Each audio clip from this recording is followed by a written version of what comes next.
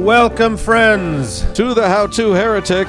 I'm Uncle Mark. And I'm Uncle Dan. And this is your user's guide to life on the outside. That's right. Leaving religion is the first step into a larger, better world. But it can also be a scary world. Things work differently now. Never fear. That's why we're here. We're your audio uncles. And with help from good friends and experts in all sorts of fields, we're going to share the stories and seek the knowledge to build a great life. After all, you only get one that we know of, so you better make the most of it. And here's how. Ignition!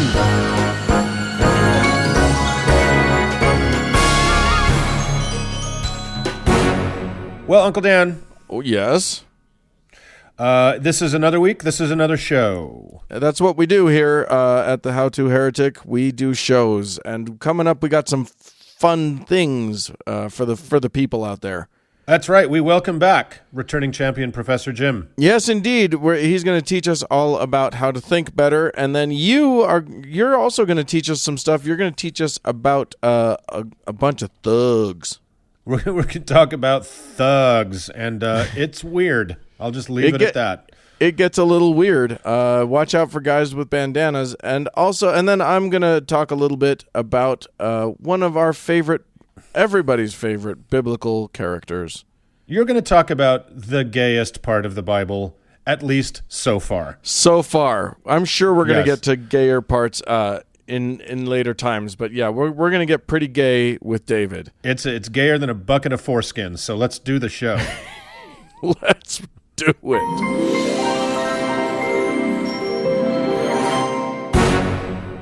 Well, Uncle Dan. What? I'm sorry, I didn't mean to get defensive. That's okay. I'm sorry to have bothered you. As has been prophesied lo these many years, the return has happened. Ah, yes. Yes. My goiter. Yes, your goiter's back, which is a sure sign of the return of the prophesied Uncle Professor Jim. Professor Jim's here. Hi, yes, Professor Jim. Indeedy. Yes. All right.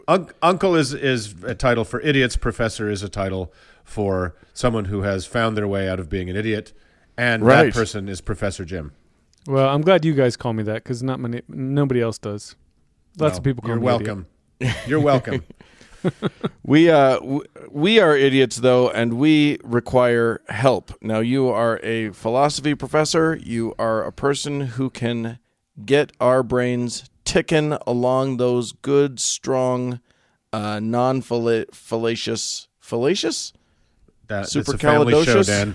It's a family show. Lines. So please... help us. Well, come bearing information that's going to be quite challenging to those of the heretical stripe. So we are heretics. That's right. That's our whole gig. And so prepare to chew on this. All right. As you know, I had to get some yard work done today. It's springtime, and that's the time to do yard work. And so last night before I went to bed, I prayed that it wouldn't rain today, and it didn't rain today. So it turns out I've got pretty sure evidence that A, God exists, and B, that's a God who hears and answers prayers. And I just dropped the mic. Hashtag prayer works. Well, thanks, Professor Jim. Let's move on. Thanks for letting us know. That's amazing. Wow. Yeah. I mean, I've definitely heard lots of people claim that they prayed for a thing. It's remarkable how often you hear a variance on this. Right. Yeah. Well, and it's more remarkable when you hear them praying for not a thing. Yes. And then not thing happens, and then power prayer. Yeah. No, I mean, I think doing it about, don't rain tomorrow is kind of silly, but you're right. I mean, it is shocking how many times, praying for, about sickness or death or, tragedy, or thanking God, because, that good thing happened. Right. Susie won the bake-off. Right. Or, I mean, a tornado ripped through a neighborhood and, only one house was left standing, and those people thank God for, saving their house. Oh, doesn't that feel shitty? For taking it out on their shitty neighbors is what you mean, right? I told them to weed their lawn. Oh, I knew it. I knew there was a God because I hate the Joneses. Fuck them.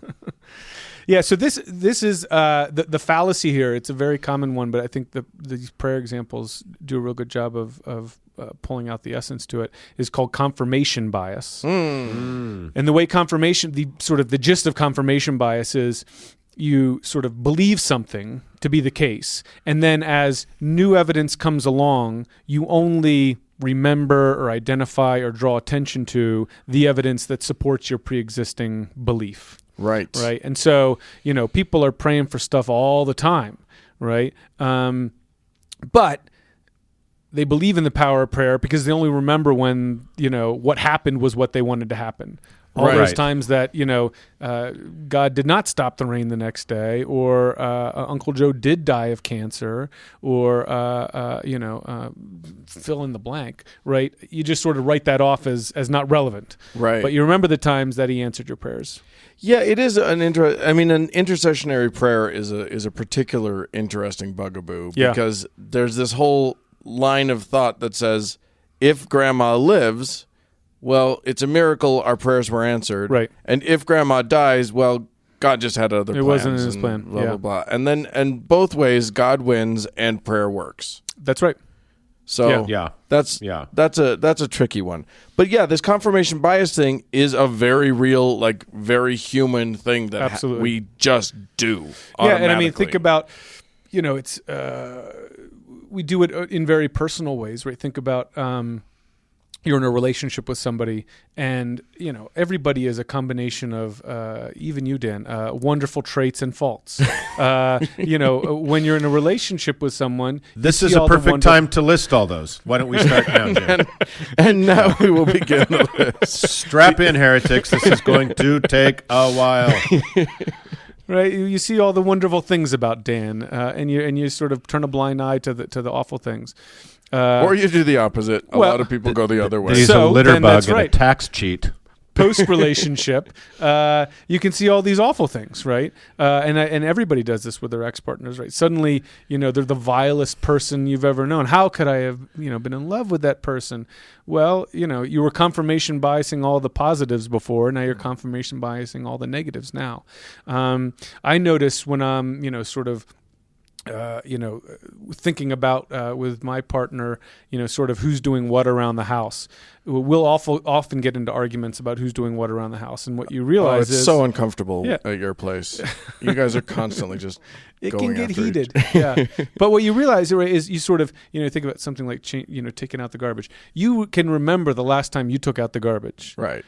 You don't know the last time your partner took out the garbage, right? And so all you remember is I'm always taking out this damn garbage, right? You've got those all locked away, yeah. And then you've got that one time 7 months ago when they took it out, and you're like, you've only taken it out once in the last 7 months. I've been keeping track. Yeah. Well, I wonder what taking the garbage out, the argument in a philosopher's household is like. Is it like the Schrodinger's garbage kind of arguments that you guys have? Well, my wife is not a philosopher, so it's much more primal than that. No, they just fight. They just literally. His wife, who is currently pregnant, will start throwing punches. Oh, That's Lord. just how that works.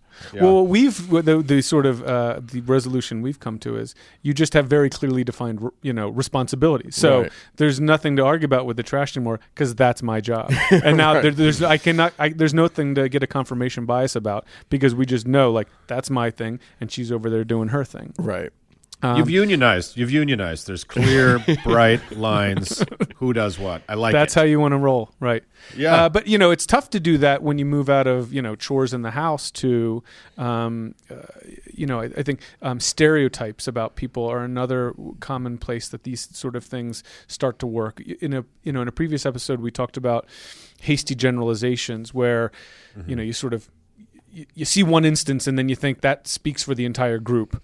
Well, then the way the confirmation bias works is once you've got that sort of nugget of an idea in your head, anytime you see another instance of that, all it does is affirm that you were right all along. Right. So once someone sort of plugs that idea into your brain that, undocumented immigrants commit crime, anytime you encounter something that suggests that an undocumented immigrant was involved in crime, it's like, aha, I knew it. Right. And you just gloss over all the times that undocumented immigrants are, saving lives or helping people or, just going about their business. Right. Yeah. All the counterexamples in the world mean nothing. That's right. Because the person's not actually logging those. Exactly. It's it's like you've got blinders to the full data set, and you're only seeing what aligns with your pre-existing hypothesis.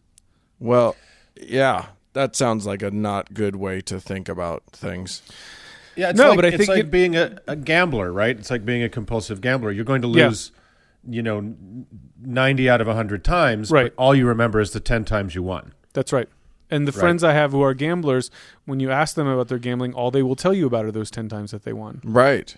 And I truly believe that's how they see the world. I mean, it's literally, that's what they remember. Right. Well, and yeah, you talk to a poker player who walks away from the table and you ask them about their big wins, and sometimes it goes the other way. If you ask many poker players, they can't remember their big wins, but they can remember every detail of their losses, sort of thing.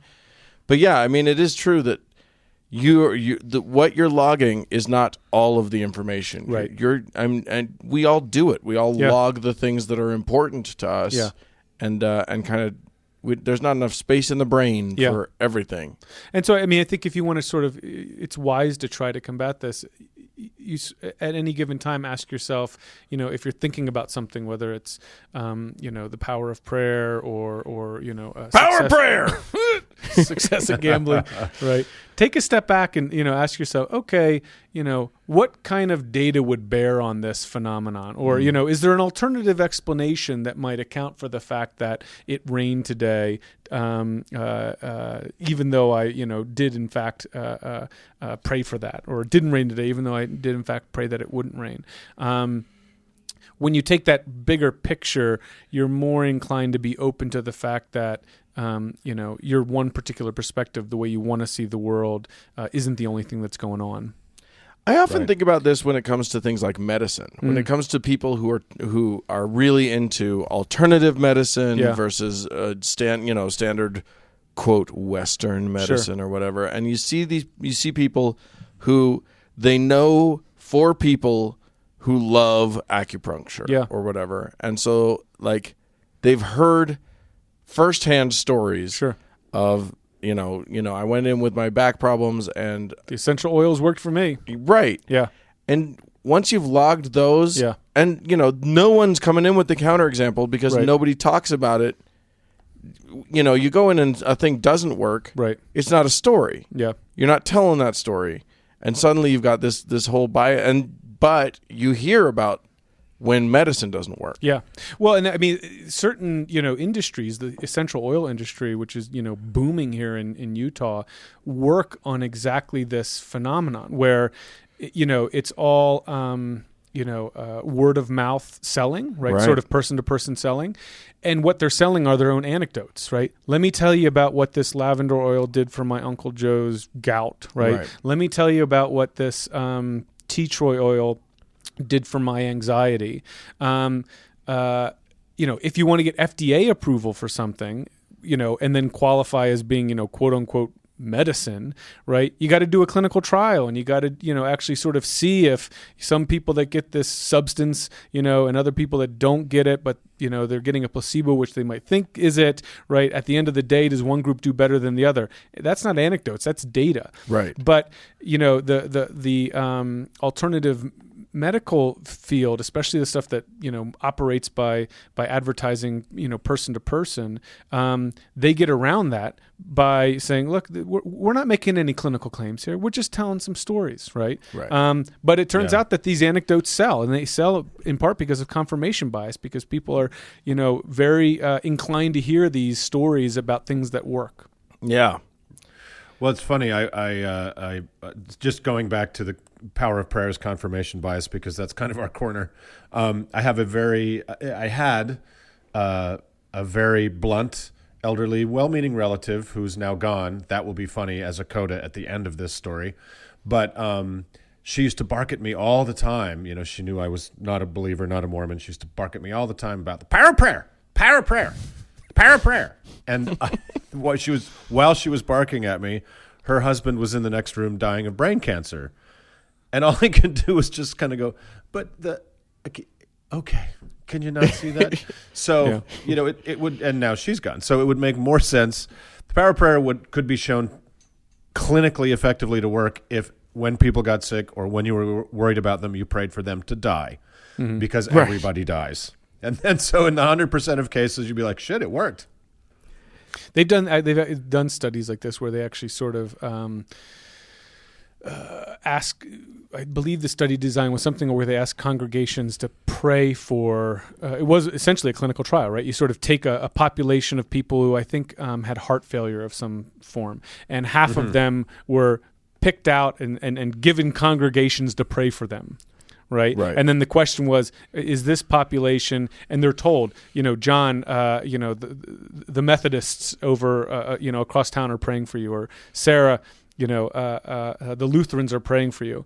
And then okay, do the prayees fare better than the people who aren't getting prayed for? And no, it had no effect. And in fact, that's the problem right there. You got to get the Adventists. So it's just the wrong prayers. You got the entirely wrong. The hardcore prayers. Yeah, you need to get those guys. So it turned out, I believe there was also a sense in which the people who were getting prayed for had all sorts of additional anxiety side effects because they felt like the pressure of prayer way that the folks that had no idea what was going on were just dealing with their heart failure. Oh my God, that's crazy. Yeah, because if people are praying for you, you better deliver, bro. Right? Yeah, yeah. That is the power of prayer, to freak you out. That's the power of prayer. Oh my goodness. Yeah. Well, I mean, there you go. I definitely, just in my own life, can confirm that I have confirmation biases. So admitting it is the first step, Dan. Yeah, it's something we got to look out for. Yeah, we got to watch out for that. So, Jim, thanks so much, and let's move on, and we'll pray for you. Ta-ta for now. Okay. Bye, Jim.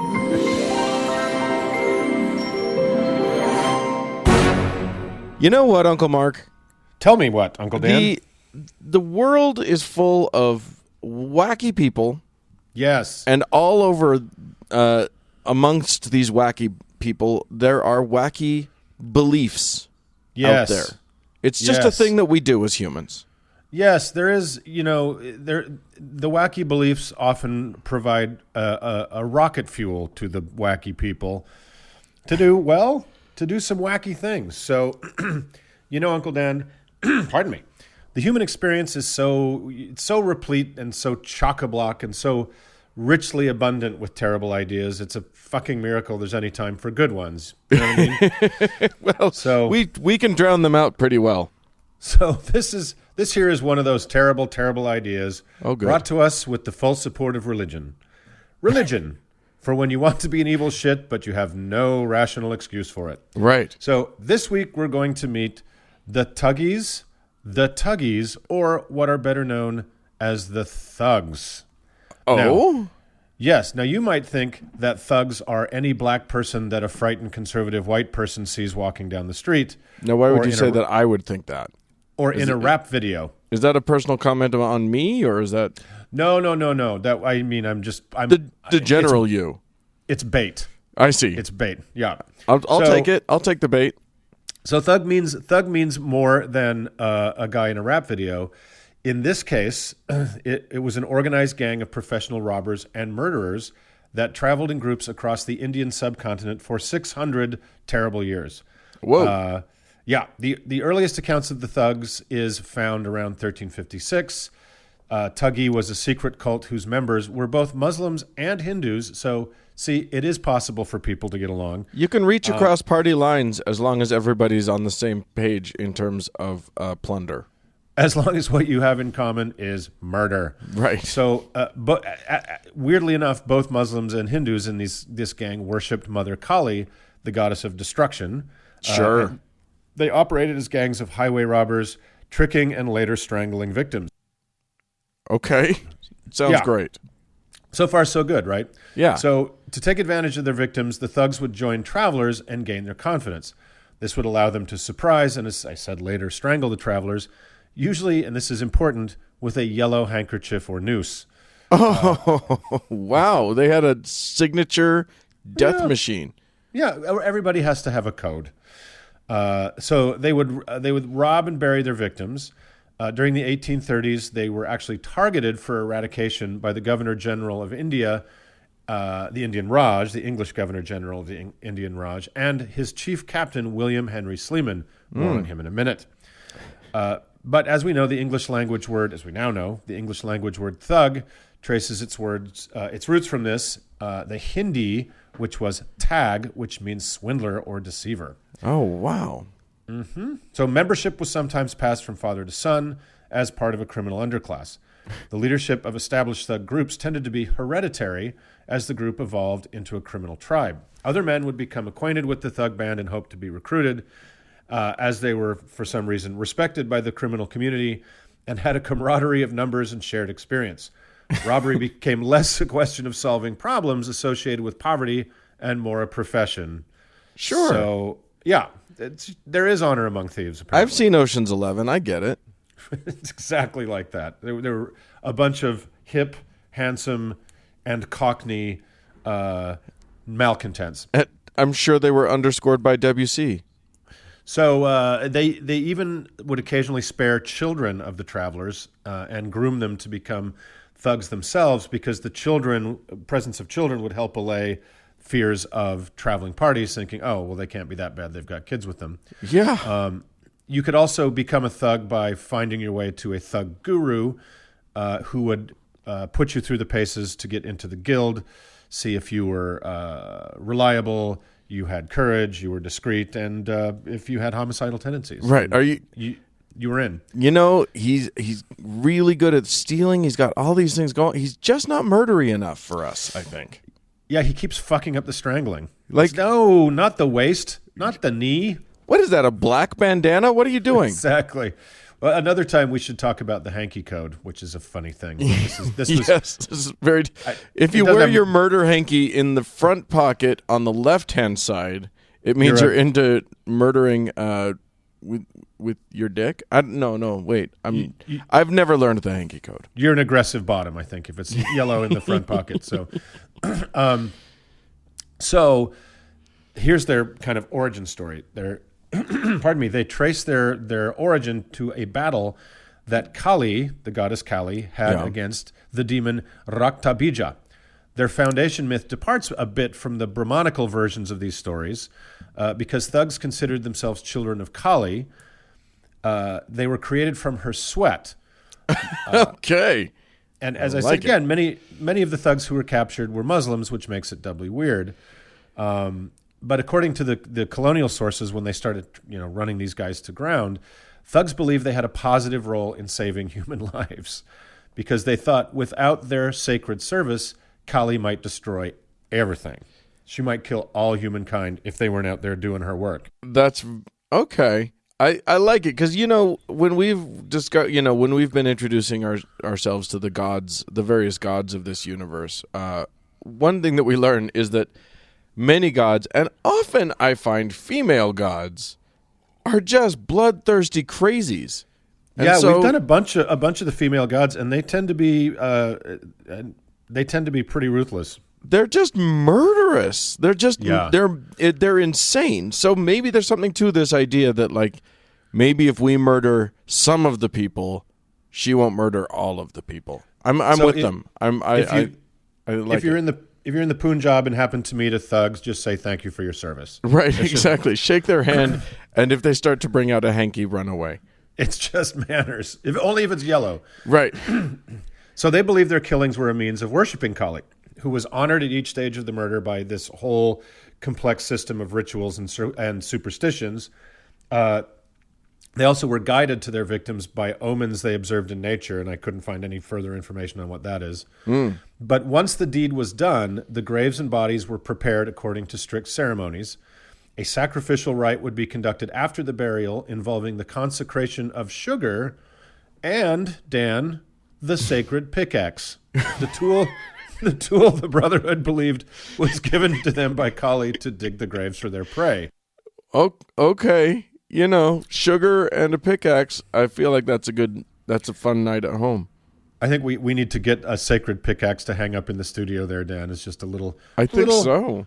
tip of the old yellow hanky to the thugs. So, despite her fearsome appearance, Kali is not actually, as you were saying, super bloody and everything. She's actually not considered an evil deity by mainstream Hindus. She's a goddess of transformation who can impart understanding of life, death, and creation. But yes, she is also the destroyer god. So, check and mate. No. Yeah. To the members of the Thuggee cult, she was something else entirely. Their Kali craved human blood and demanded endless sacrifice to satisfy her hunger. According to the Thuggee legend, Kali, as she was battling the demon Raktabija, nailed it, who roamed the land, devouring humans as fast as they were created, but every drop of the monster's blood that touched the ground spawned a new demon. So she was completely exhausted. Yeah, it's like the dragon's teeth. So she was completely exhausted, and she created 2 human men armed with rumals. What's a rumal? A yellow handkerchief. And instructed them to strangle the demons. When their work was finished, Kali instructed them to keep the rumals in their family and use them to destroy every man not of their kindred. It's good to know that, like, if you see a Hindu demon, strangulation is the way to go.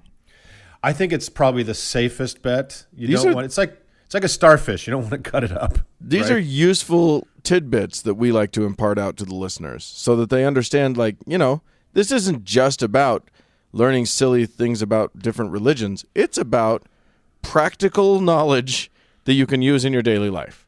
It's best practices. Be ready. Just be ready. We should publish a list of weapons you're going to need for all these various gods. Right. The stone sickle and the brass anvil and the thing. Yeah. The yellow kerchief. So again, as I mentioned many of the thugs were Muslims who were somehow able to reconcile their practice of human sacrifice to a goddess with their religion's strict ban on idolatry and murder. Sure. Because it's one thing we know about religious people. They have workarounds. Yes, indeed. If they want them. If you need a workaround for something, you'll find it. Morality is incredibly flexible, even when it's written on stone tablets. So, yeah. So earlier I mentioned William Henry Sleeman, who was the magistrate who's actually considered the kind of the hero of this story because he did manage to eradicate the Thuggees, and I'll tell you about that. He decided, he had to contend with this, and at first it was a totally lonely pursuit because his superiors either didn't believe it was real or thought at worst it was a local police matter. Well, I mean, in fairness to them, if someone came to me and said, there's a bunch of Thuggees choking people with handkerchiefs, frankly, that doesn't sound like a thing. I would think it was code for something. So, right? What are you talking about? Anyway, he made progress against them pretty quickly because of an odd quirk in their behavior and beliefs. So he managed to capture a single thug, and that guy led them to a bunch of remote mass graves, like with 50 people or more in them, all buried the same way, all clearly killed in some ritual fashion. And these were all the preferred killing sites of the unknowing travelers. So Sleeman and his men would pose as camp travelers and wait for the thugs and then ambush them rather than the other way around. Right. Then once captured, most thugs cooperated with authorities willingly because they're staunch fatalists and they believed that their situation was the result of their displeasing the goddess. So they showed little remorse in turning in their brothers, believing that anything that happened to them would be the will of Kali. So they were incredibly cooperative in their own demise. So basically, the way that you catch a thug is you go, "Aha, I caught you," and then it's over. Kinda. I mean, once they saw that it was impossible to escape, then that was that. Huh. So. Some suspect that Thuggee prisoners even deliberately accused innocent men unable to strangle in person during their incarceration. Sending men to the gallows was a convenient way of keeping up their obligation to Kali. Oh. So they actually thought they just made up names to get guys hung. It's total madness. So then they just start ratting out everybody. Yeah. So who knows how many innocent men went to the gallows just to keep up the strangulation, right? I saw Goody Proctor with the devil. Exactly. It's totally like that. So even weirder, as for the ones, the true Thuggees that were captured and condemned to die, it is said that each went to his death with no trace of emotion often requesting only that he be allowed to place the noose around his own neck as a sacrifice to his thirsty, thirsty god. Wow. Crazy, right? That's balls, though. That's pretty amazing. Like, you know what they had? They had panache. They did. They had a sense of style. I mean, if you're going to go out, frankly, smart. This is yet another practical tip from our podcast, which is if you want to look like a gangsta, if you want to be like well respected after your death, make sure that you put that noose around your own neck. Well, it's like it's that kind of cool bravado swagger that like Joe Hill, our slain Utah martyr for the labor cause, right? Yelling fire to the firing squad, right? That's panache, baby. So it's really hard to tell exactly how many people were killed by the Tuggies over the hundreds of years of their existence, because poor record keeping and rural this, and the travelers were, often from out of the country and nobody knew who they were even. So the modern estimates vary pretty wildly from 50,000 to 2 million. Whoa. Yeah. So nobody's ever really going to know how many people were killed in this fashion. So anyway, Sleeman's attack on the Tuggies, for reasons we've already discussed, was pretty successful. And by 1870, they were basically extinct. But the English Raj department, called the Tuggy and Dacoity Department, remained in existence until 1904, when I guess they'd still caught a few out there, but pretty much gone. So, by the way, that's the Stugs. Look for some sort of hipster band called Sleeman and the Tuggies to be popping up anytime in the next. So there you go. That's quite a story. It's quite a story, and this is another of several groups we've met, Dan, that are pretty much no longer there to meet. Well, that's disappointing. I mean, not really disappointing, because, frankly, I have no desire to meet someone who wants to be my friend only so they can later murder me. But it's a fascinating story. What describes our friendship, then? Oh, I'm still waiting for that handkerchief to come out, I guess. I've got my yellow hanky. So. It's why I sent you to Canada. I don't trust you. There you go, folks. That's the Tuggies. Let's move on.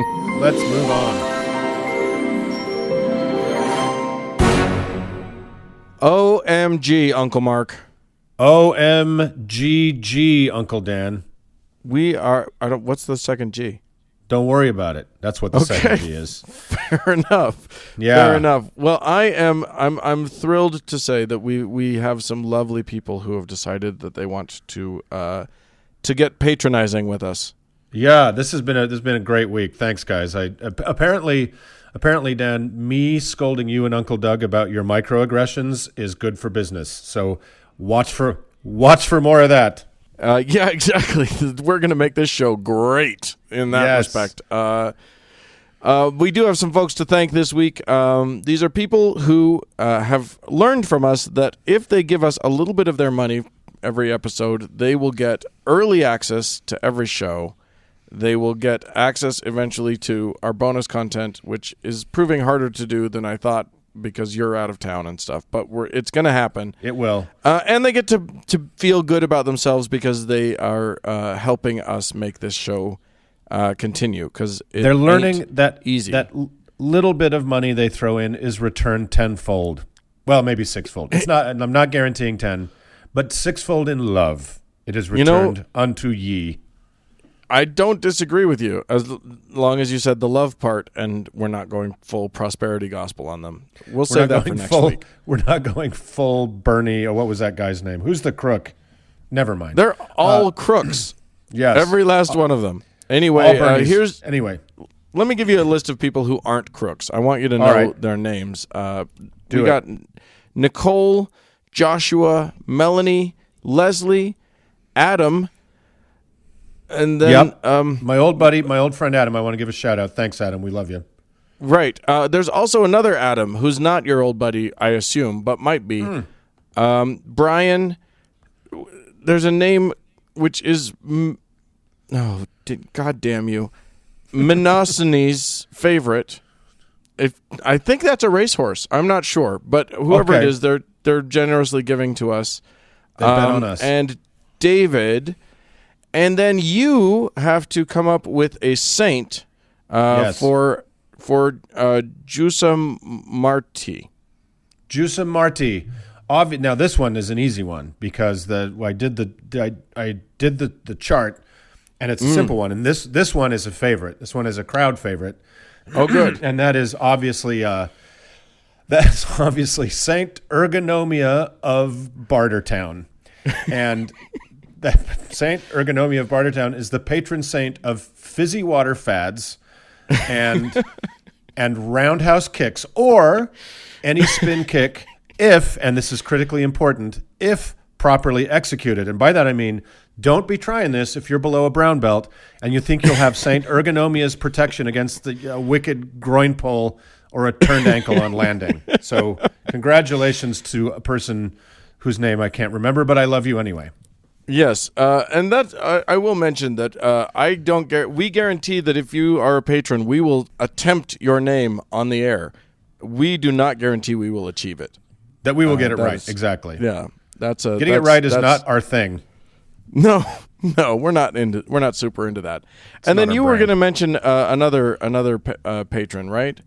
Yeah, we have a long time subscriber patron that was kindly brought to our attention that we had failed to assign her a saint for time and all eternity, and that's our friend Cindy. And Cindy, we're very sorry, and to make up for that, Dan has a very special patron saint in mind for you. Oh yes, Cindy. I was definitely we did the charts. We ran the numbers. We ran the numbers.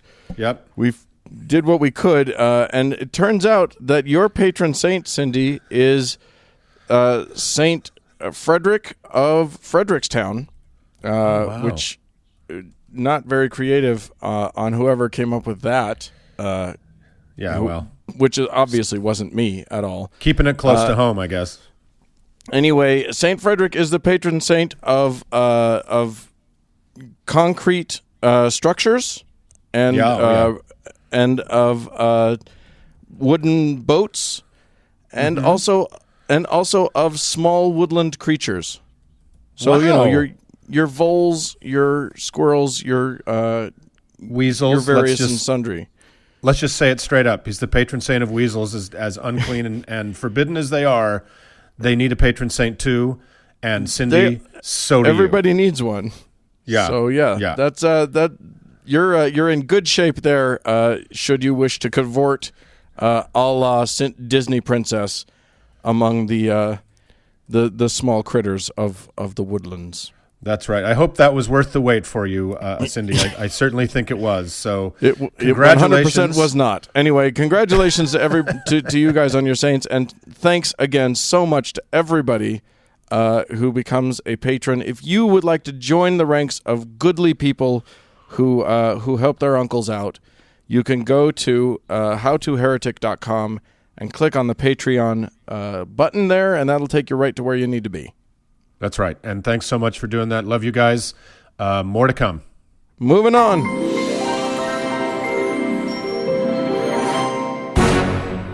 Uncle Dan? Yes, sir.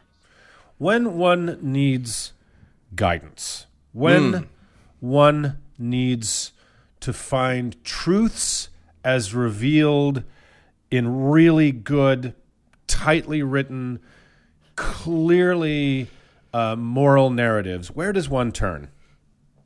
Byron Katie? Oh, that's a whole nother segment. No, Dan, we turn definitely not to the Bible. And I feel like you probably have some proof of that concept on deck. Well, okay, so here's what I've done. Okay. I went to the Bible. We've had some real fun with the Bible on previous episodes. We've talked about Samson. We've talked about all of these different things. And so I thought, we've done so well going to stories that we thought we knew in the Bible and explicating them and learning that we didn't actually know these stories, that I just picked a Bible story that I was pretty sure that I learned a lot when I was a kid. And that was the story of David and Goliath. Okie dokie. And I thought I'd just read that and see what I learned. You know, once you start looking at these stories with fresh eyes, you learn a lot about that you didn't know about. Right, which is why we wish that religious people and theists would read their damn books as closely as we do. Yeah, it's a thing. I had a friend post a thing. He's a believer friend. He posted a thing on Facebook that just said something about the Bible and blah blah, and actually reading it, and I mentioned that it is a common a common refrain among non-believers that if more believers actually read the Bible, we'd quickly have more atheists. That's right. And I think Aaron Ra, that's a challenge that he throws down, right? Which is, okay, read the Bible cover to cover, no study guide, no interpretations, just read the damn thing and see if you can still be a Christian. Right. Yeah, and that is interesting. Like those study guides, boy, do they work it around. They they flip it upside down and they tell you a bunch of stuff. Anyway, so that's what we're doing. We're going to look at David. I find the stuff with Goliath to be kind of boring. That's a pretty straightforward story, although I don't know what we're to learn from it. But we'll cover that. But it's what happens after that I think you're going to be especially fond of. Okay, great. Let's do it. So we're starting in 1 Samuel in chapter 17 is where we're starting. Yes. And David, now in chapter 16 of 1 Samuel, David gets anointed as God's anointed through a process basically similar to what we learned about happened to the Dalai Lama, which is just a guy finding a man and his sons and then anointing the youngest of them because God told him to. Right. Sort of magical divination of who was to be anointed, God's anointed. Now that was because Saul, who's currently the king, who's currently in charge in these parts, has lost God's favor. Oh, okay, so I know that was you'd think he would be able to hang on to it, but no, unfortunately not. So we're at war with the Philistines again. This is as always. This seems to be a common theme. Yeah. And it just keeps happening even in this story. Right. The Philistines are there. They've got their big champion who's Goliath. Now, here's an interesting fact about Goliath. Goliath is rendered in the Bibles that we all read as being so tall he is 6 cubits and a span. Now, 6 cubits and a span puts him at well over 9 feet tall by most reckonings of cubits. What's a span? The width of your hand would be a span. Okay. So a cubit's like from your inside elbow either to your wrist or to your fingertips, depending on who you ask. And a span is the width of your hand. And since everybody's hands and forearms are exactly the same length, it's an easy way to know how long or tall something is. Yeah. Measure twice, cut once. That's rules to live by, people. There is some interesting stuff here. Now, we all know that David is going to slay Goliath. What we don't realize is that in 2 Samuel chapter 21, verse 19, Goliath was not slain by David. Goliath was killed by Elhanan, the son of Jerry-Origam. Nailed it. Jerry-Origam. Yeah. You remember Jerry?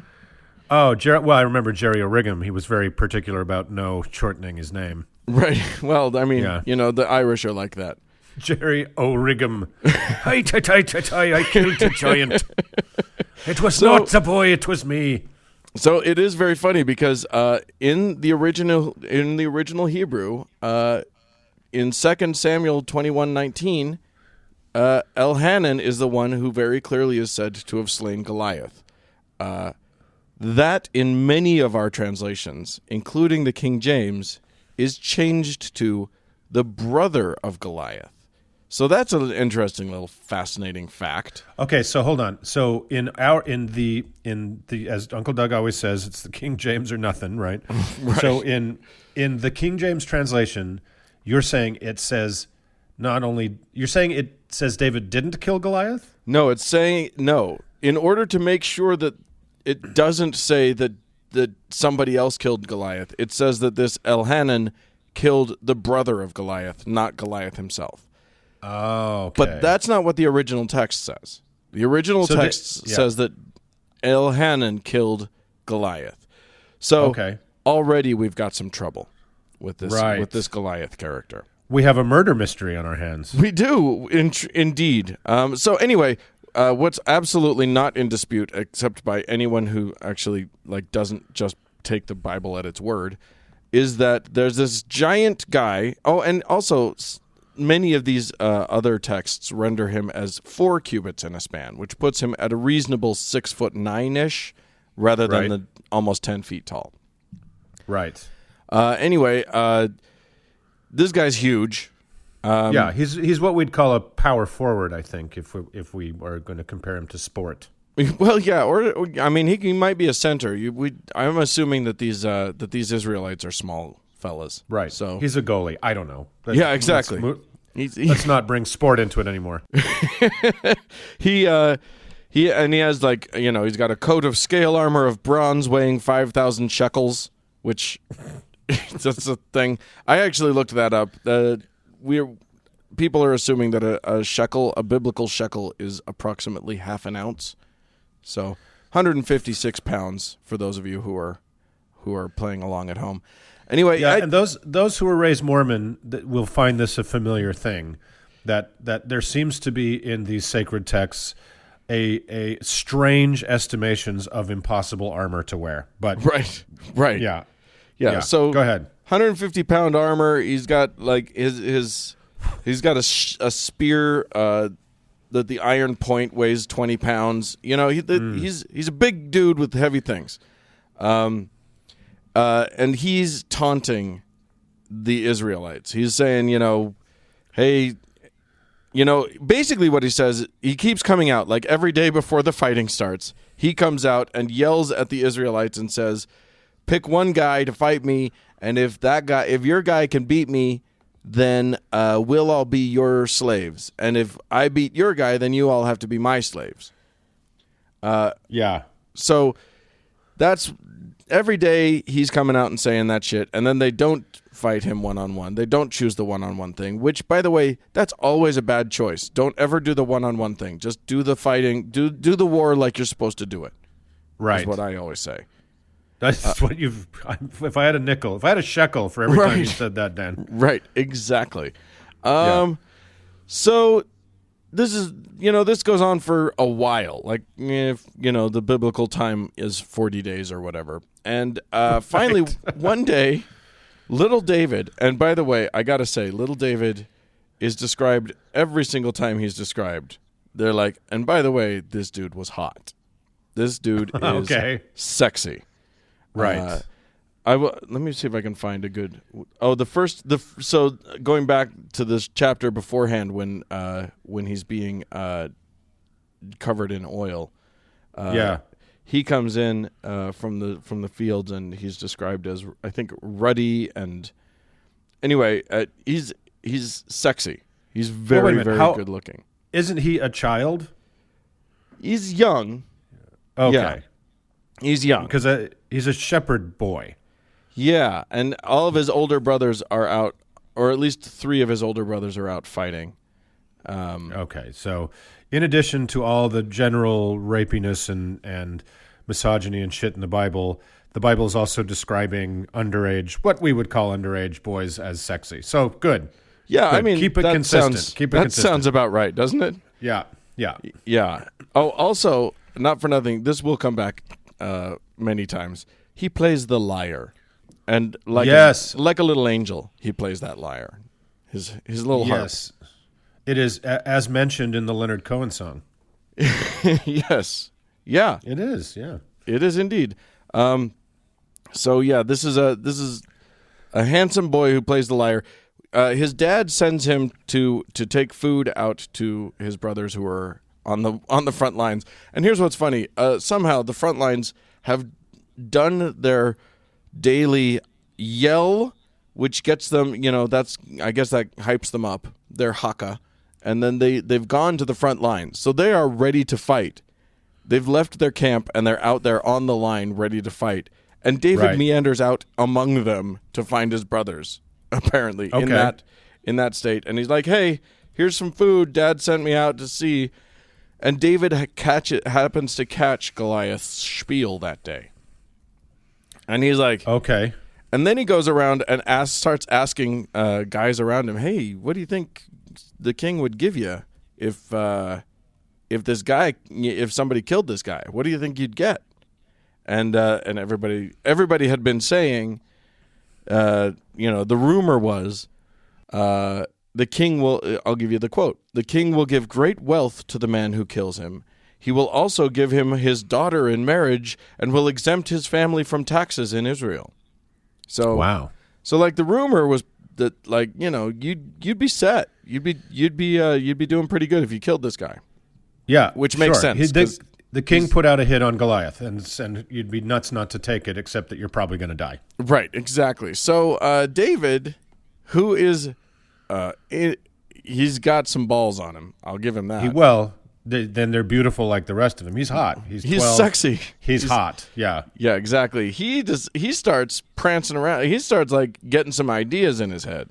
Literally, his brother's like, dude, I know you well enough to know that you're considering this, you stupid shit. And he's like, dude, I'm just talking here. Literally, David's response is, can't I even speak? What have I done? So off he goes to Saul, who is the king.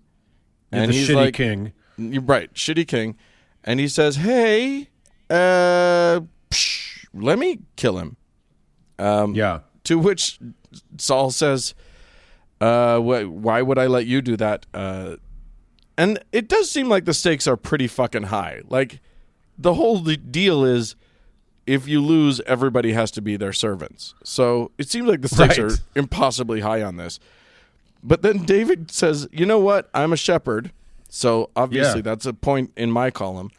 But also, when a bear came to eat my sheep, and when a lion came to eat my sheep, I fucking beat him with my own fists, and I won.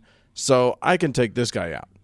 Did he say that? Is that a thing that he claimed to have done? He claims to have killed both a lion and a bear, having seized it by its hair and then struck it and killed it. Okay. This is such a fucking recurring theme in these stories. Right? Like, yes. Guys who can kill ferocious beasts with their bare hands. It seems unlikely, but this is his proof that God is with him. And if God is with him... Unless he can produce bear and lion honey, it's bullshit. It's nonsense, right? Honey, or it didn't happen. Right. Throw a flaming fox at the Philistines. See what happens. Oh my God. It's a bad time for animals. Yeah, Jesus. Exactly. So he says, if God's with me enough to kill this bear or this lion, he's going to be with me in the whole fighting this giant guy thing. Saul's like, all right, go, and the Lord, and may the force be with you, or the Lord. Right. Sorry, the Lord. Whoever.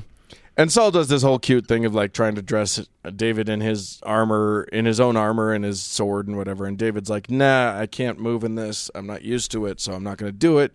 He grabs his 5 stones. He grabs his sling. Yep. I love it. I love in the King James version, he takes a stone and he slang it. They past tense verbize the word sling to slang. I like that. Anyway, whoop, whoop, whoop. He throws the stone, clocks him on the head, and Goliath is gone. Right in the middle of the forehead is the normal presentation for that in the art of the Renaissance. Yes, indeed. And it says that. He says it gets him right in the forehead. He's down. And just like King Henry V at Agincourt, it's the ones who choose the distance weapons that seem to come out on top. This is projectiles. It's all about projectiles in warfare. I think we can learn that. Oh, for sure. We've learned that very well over the years. Yeah. To the point where like we don't even put bayonets on our rifles anymore, do we? No. Up because close we and shoot. personal is no good. Yeah. Shooting. Yeah. That's the thing. So anyway, Yes. yes, he goes, he cuts off his head, and he's the winner. So Goliath is the first victim, kind of gun violence in the canon, isn't it? Sort of, yeah. Let's call it that. Projectile, yeah. Let's call it that. Then the men of Israel and Judah surged forward with a shout and pursued the Philistines to the entrance of Gath. Their dead were strewn along the Sharim road to Gath and Ekron. When the Israelites returned from chasing the Philistines, they plundered their camp. Or, as rendered by the King James Version, soiled their tents. Which makes it sound like they just went into everybody's tent and took a poop.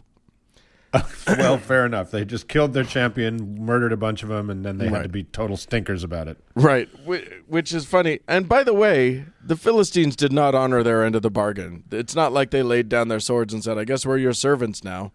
No, because they're bad, dirty people. Right, but I can also, I think it's reasonable to assume that the Israelites would have done the same. They would never have laid down their stuff. Anyway, so that's the story of David and Goliath, but I'm much more interested in what happens after. Well, first of all, if the Philistines had kept their side of the bargain or the other way around, the Bible could just end there. Yeah, we could just be done with this goddamn thing. But no. Right. No, that No. Anyway, that chapter ends with Saul going, "Who the fuck is this kid?" And they find out who he is, and he's good. He gets all the shit. The next chapter starts with a thing that I was baffled by. Now, I had read 3 chapters up until this point, but I hadn't read like the stuff way before this, so I didn't know much about Saul. Saul has a son named Jonathan, it turns out, and I didn't know that. So I'm reading the first. This is the first verse of chapter 18, and I'm going to read verses 1 through, I don't know, we'll maybe go to 5 or something like that. And you tell me. So this is after David kills Goliath. Right. And he's been chatting with Saul. Saul's very happy with him, wants to find out who his parentage is, all this stuff. In the next chapter, here's what happens. I just want your honest sort of hot take on it. Coming up. After David finished talking with Saul, Jonathan became one in spirit with David, and he loved him as himself. From that day, Saul kept David with him and did not let him return home to his family. And Jonathan made a covenant with David because he loved him as himself. And Jonathan took off the robe he was wearing and gave it to David, along with his tunic and even his sword, his bow, and his belt. I'll just leave it at that. What do you... Any thoughts on that? Well, it was a little steamy. I mean, hold on. Just get my... sorry, just doing up my belt. That is clearly... They fucked. I think so. Or at least Jonathan was totally in love with this young champion. Yes, indeed. Jonathan is very clearly gay. Is this the first gay love story in the Bible? There's one in Ruth too, I think. This is like the best gay love story of. I mean, I think this may be the best love story in the Bible. But we'll get to it. And people can make their own decisions. They're very close friends. Let's just put it that way. Yeah, I'm there for it, man. This is great. Jonathan comes out of the woodwork on this thing. That's what, like, I had to read it 4 times to go, like, who the fuck is Jonathan? Because suddenly he's just there, and they're deeply, deeply in love with each other. And giving each other their clothes and stuff. Yeah, exactly.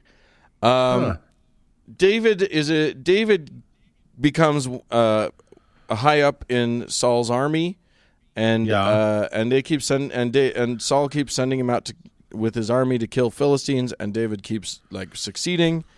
A song goes forth among the jubilant ladies of town. Sure. And the song basically, it's really shitty lyrics, but here they are. Saul has slain his thousands, and David his tens of thousands. That's a great song. It is a good song. I mean, what can't be rendered in the Bible is how good the beat was. Right. Well, the songs about numbers are always the best songs. Yeah, it's true. Yeah. Especially songs about numbers of dead people. Sure. Why not? I think Sia covered this one. Anyway, Saul is pissed because David's getting all the credit. Saul's getting a little bit of credit, but everybody's like loving on David. And it sounds like Saul might be mad because David has soiled the tent of Jonathan, if you know what I mean. Well, yeah, we don't know that. We don't know if Saul's aware of that yet. Wow, bam, bam, bam, bam, bam. He's playing the lyre for him right now. Bam, He bam, is. Bam. Yeah, I mean, if we had any questions about Ruddy David and his lyre, Jonathan answers all of them, I think. Anywho, Saul's angry because David's getting all of the credit, and, quote, an evil spirit from God came forcefully on Saul. This happens multiple times, and it just seems like, why is God sending evil spirits on people? That seems strange to me. But it happened. Right, that should be from the devil, but I guess the Bible wasn't clear on who the devil was yet at this point. No. It's your book, you fuckers. Anyway. just get something straight. Anyway. Hire an editor. David is literally playing the lyre in his house, as he usually did, apparently. Bow, And Saul, now this is going to happen multiple times, and I don't get it, but I love it. Saul had a spear in his hand and hurled it, saying to himself, I'll pin David to the wall. But David eluded him twice.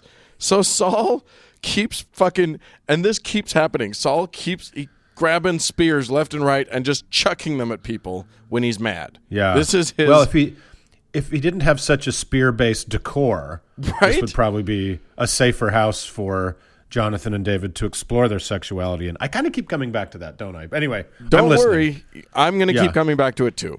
Okay. This will continue. But first we got to establish that Saul is a spear-throwing motherfucker, and he is mad. And also, does he not know David has shit bigger than him? David is like... First of all, David keeps destroying Philistines for Saul. So why Saul would want his best army captain, to be pinned to the wall by a spear, I don't know. It's the evil spirit that God dispatched. Well, indeed. And, the very next verse says, Saul was afraid of David because the Lord was with David but had departed from Saul. Which, to me, half of these problems could be solved if the Lord would just stick with a guy. Yeah. You know what I mean? You're all powerful. Just make them not be fuckers, apparently. Right. But he likes to leave. He's got shit to do. He's got places to go. Yeah. And also, Saul probably not as sexy. So, let's move on. That's probably it. Yeah. So David was... So Saul eventually, after missing twice with spears, decides to just send David away from him. And gave him... And did so by giving him command over 1,000 men... and making him lead troops in the campaigns, where he's, again, incredibly successful. So Saul decides that he is going to marry David to his older daughter, Merab. I will give her to you in marriage. Only serve me bravely and fight the battles of the Lord. And then Saul said to himself, with a little mwahaha, I will not raise a hand against him. Let the Philistines do that. Yes. As he turned to camera and raised his eyebrow. He literally does that multiple times in this book. He literally turns to us and goes, yes, but really my plan is this. Oh my God, so dumb. It's so dumb. And then David says to Paul, now this is, let this be a lesson to you kids. Don't do this. David said to Paul, who am I and what is my family or my clan in Israel that I should become the king's son-in-law? So when time came for Merab, Saul's daughter, to be given to David, she was given in marriage to Adriel of Mahola. So, Wait a minute. They knew about Hawaii back then? Indeed they did. Maloha. Wow. Mahola. So he was safe. His relationship with Jonathan for the moment is safe. Is that what you're saying? Exactly. Yeah, it does seem like he's trying to get out of it. He's like, your daughter? Oh, that sounds great. But who am I? I probably shouldn't. I just shouldn't. Yeah. I should be among the men. Yes, I'm a soldier. I'll be in my tent with my men. My soiled tent. Now, then Saul's other daughter, Michal, or Michael, I'm not sure how you pronounce it, was in love with David and told Saul about it, and Saul was happy and said, I will give her to him. Quote, this is, again, we're in Saul's thoughts again. So he turns to camera and says, I will give her to him, so that she may be a snare to him, so that the hand of the Philistines may be against him. I'm really not sure how this plan works. How does it work? You give him your daughter, and then the Philistines kill him? Like, they haven't been able to kill him up until this point. I think he's just thinking about Samson. He's thinking he'll pull a Samson on him, but it's not working. Right. Well, and I think this is the narrative origin of the, I'll tell you exactly how I intend to kill you, Mr. Bond. Yeah. Right? This is that hilariously bad trope. But he's not saying it to David. He's saying it, again, to camera. I don't know what's going on. Anyway. He turns to scribe and says it. Right. This is not, this is not a well-explained plan, because there's no point at which they say why getting him married makes him vulnerable. But it does, apparently. Right. I think it's just to take him away from Jonathan. I think it's just like, fuck, now I have to be a lover of girls or something. You. Yeah, right? So then Saul has this very elaborate plan where he has servants go and sort of whisper in the ear of David that he should totally accept this, and David's like, I don't know about that. Who am I? Again, he goes with the who am I, and then, but he has the servants. Now, of course, if you're going to be the son-in-law to a king, the king's going to expect a dowry for this amazing woman that you're going to get. And what does David have? Jonathan. It's going to get weird. Okay. Saul spreads the rumor around that all David will need to give him as a dowry for this bride is, it's so easy, 100 Philistine foreskins. Oh, for fuck's sake. Like you do. Like you do. It's so easy. They're tied to foxes. Right. And, oh my God. And this is so stupid. And a greater and lesser owl. So David's good at killing Philistines, so he just takes his men out, goes and kills 200 Philistines, and brings back all of their foreskins, which gross. Right. So gross. So then they apparently counted out the full number to the king. So literally, Saul has to sit there while they're just dropping foreskins, going 1, 2, 3, 4. It would be like a bowl of dried apricots. Yeah, exactly. It's literally the day after that. Do not have the calamari. You do not want to know. No. I'll never eat calamari again. Thanks, Dan. You're very welcome. So there you go. Now Saul. Okay, I'm not going to get too much into this. Another evil spirit of the Lord comes on Saul. While David is playing the liar. I think really what this is like Saul is definitely a homophobe. David keeps playing the liar, and Saul wants him dead again. More wars have broken out. So David's been good at fighting the Philistines again, but again Saul wants to kill him and grabs a spear and tries to pin him to the wall again, but David eluded him, and Saul drove the spear into the wall. That's another classic Saul. Isn't that classic Saul? Isn't that fun? He runs to his house. He's up to his old antics again. It's wackadoo. That guy. Let me tell you something. If he's got a spear in his hand, just don't be there. That's well. He's a terrible shot, so don't worry too much about it. Right? Yeah. I mean, all you have to do is he will miss, but he's throwing the things anyway. So. Then his wife, Michal, whatever you want to call her, she helps him escape, and he gets mad. Saul gets mad at his daughter, for helping David escape. Anyway, none of that matters. Let's get to 1 Samuel chapter 20.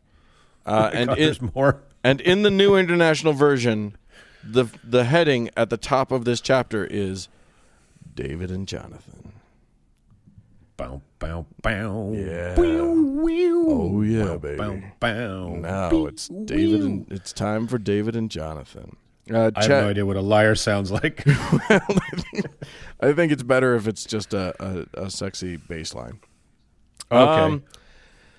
So David has fled, and he goes to Jonathan and he says, "What have I done? What's my crime? How have I wronged your father that he is trying to kill me?"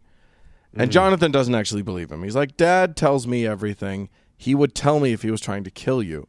But David's like, "I swear to God, look, your dad knows that you and I are fucking, and he wants, and so he's not telling you this part of the thing because he thinks you'll be sad about it if he kills me. But I promise you, he's trying to kill me." And Jonathan said to David, I'll read verse 4 just sort of as it is. I've highlighted it in pink just so that you know. Jonathan, quote, Jonathan said to David, "Whatever you want me to do, I'll do it for you." Oh, man. Yeah. Yeah. In this case, David, what they're going to do is prove that Saul's going to kill David. So they devise an overly complex way of doing it, where David's not going to show up to a feast that he should show up to, and if Saul gets mad that he's not there, they come up with an excuse, and if Saul gets too mad about it, they'll know that he wants to kill him, and if he's just cool about it, then they'll know that he's safe. So they do that. He flips out. He's like, "Where is he? I'll kill him." Jonathan tries to defend him and says, "Hey, don't kill him. What has he ever done except fight well for you and treat you well?" Voice of reason. Of reason. To which I think, where is it? I don't have it highlighted, but I think that his answer is just to pick up a spear and chuck it at Jonathan, Wow. which is Jonathan's cue to know that, maybe Dad does want to kill my boyfriend. Right. So there you go. That happens. Now, David and Jonathan have come up with a really good plan for how Jonathan's going to communicate to David whether or not he's in trouble, which is David's going to go hide behind a rock nearby. That's where he's going to hide. Yep. And Jonathan's going to shoot arrows in that direction, and then have a boy, his arrow boy, go and fetch the arrows. And if he says, "The arrows are to your left," then David is safe. But if he says, "The arrows are beyond you," then David is not safe. Wow. This is weird gay code, but I'm yeah. I'm listening. Right. And then anyway, he has the boy run out, and he says, "Run and find." I find this curious. He says, "Run and find the arrows I shoot," and the boy runs out, and then he starts shooting the arrows, which just seems dangerous to me. What? Yeah. But the boy comes to the place where Jonathan's arrow had fallen, and Jonathan calls out after him, "Isn't the arrow beyond you?" The kid goes, and anyway. So the code is that David's not safe. And here's where this gets really funny. Then he sends the boy back to the house with the arrows and the bow, and David pops out from behind the rock and bows 3 times before Jonathan with his face to the ground, which you decide what that code is. I could make a guess, but I'm not going to say it on the air. Right, exactly. After the boy had gone, I'll just read verse 41 to you. After the boy had gone, David got up from the south side of the stone and bowed down before Jonathan 3 times with his face to the ground. Then they kissed each other and wept together, but David wept the most. Okay, so hold on a second.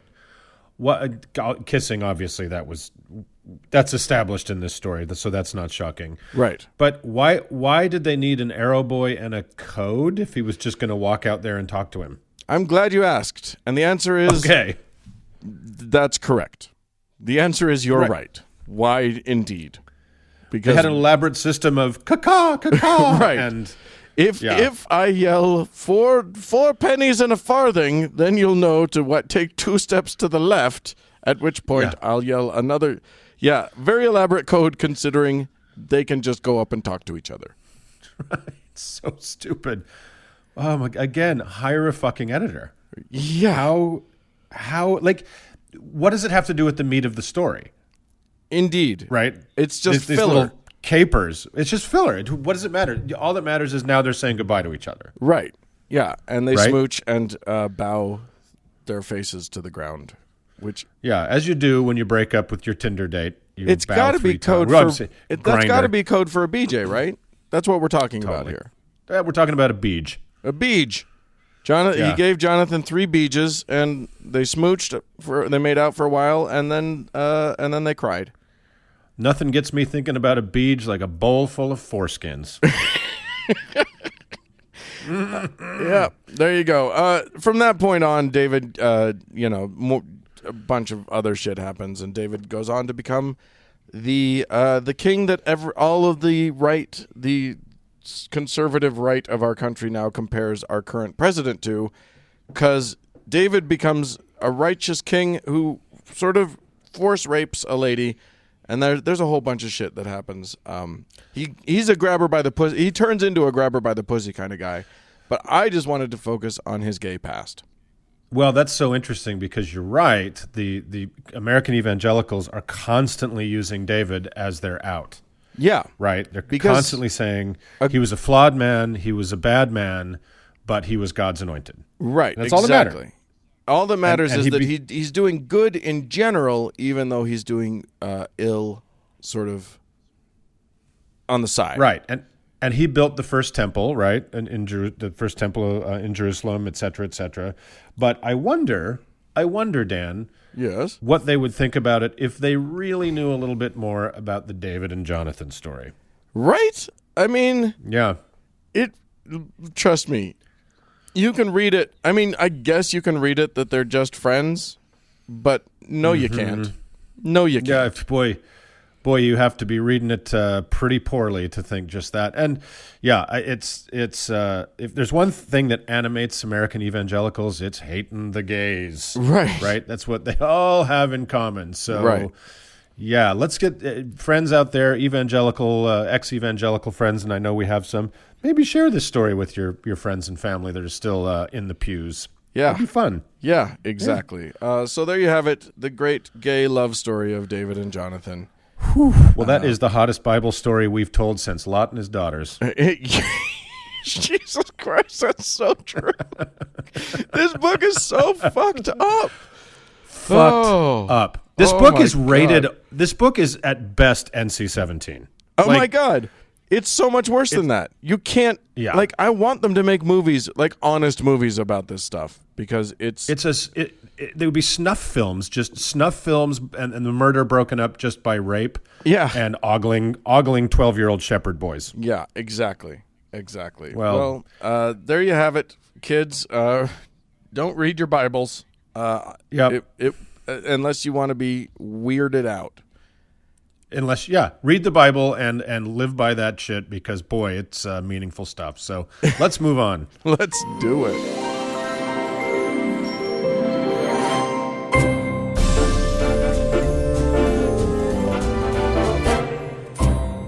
Well, friends, that's it for this week's show. Hey, we'd love to hear from you guys. Go ahead and send us an email, howto@howtoheretic.com. Or you can talk about your fancy yellow scarf if you want to in a voicemail, and call us at 903-88-HOW-TO, which is 903-884-6986.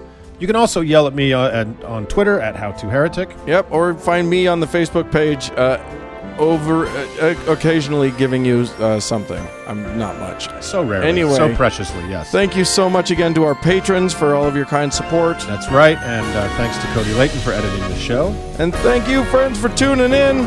That's it. Bye-bye. Bye, guys.